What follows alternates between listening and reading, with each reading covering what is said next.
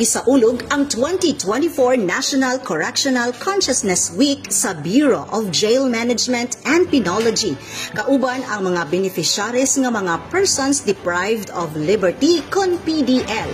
Diin sila ang mga kaigsuunan nga gihikawan sa kagawasan tungod sa ilang mga nabuhat nga mga salaod gawas sa rehas. Matud pa ni Jail Chief Inspector District Jail Warden Jul Akbar Jamiri nga adunay mga interventions nga gihimo ang ilang opisina aron mahatagan ang mga PDL o GIA kung puhon mahatagan sila og kagawasan. Sa panguna sa among Chief BJMP, Jail Director Ruel S. Rivera, o of course ang among Regional Director si Senior Superintendent Rufino Santiago Jr., kami naningkamot na makahatag uba daghan pa mga programa para sa kaila para at least papano ma-rehabilitate sila. So, ang purpose na to of course is ma-reform sila para puhon makabalik sila sa mainstream, sa komunidad, at least papano maging responsible citizen na sila. So kita naningkamot nga makatap sa uban lain-lain mga agencies, mga stakeholders, mga service providers, pareha na sa ALS, Alternative Learning System. So in fact, nakapag-graduate ta dirig mga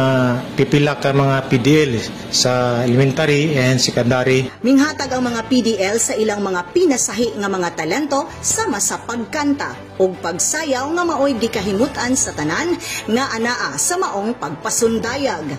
Suportado sab ni City Mayor Jose E. Relampagos ang maong kalihukan ug kini gitambungan ni City Administrator Pedrito A. Nisoles nga nagrepresenta kaniya. Anaa usab ang hanay sa Bureau of Fire Protection o guban pang mga bisita sa nagkadaiyang ahensya. Dako kay ang natag nga contribution ang lokal, labi na sa Panabo City, Santo Tomas, Suhali ug sa Carmen. Kay tungod nila at least napalambo nato programa sa BGMP. Kay kung kami lang medyo maglisod mi.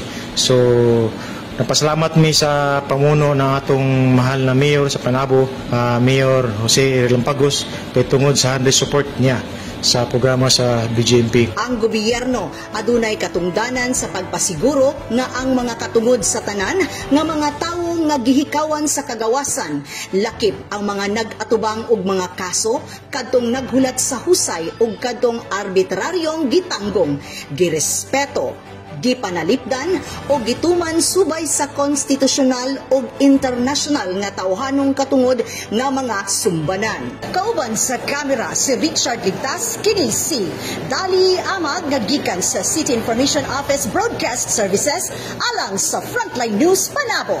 Importante, informed.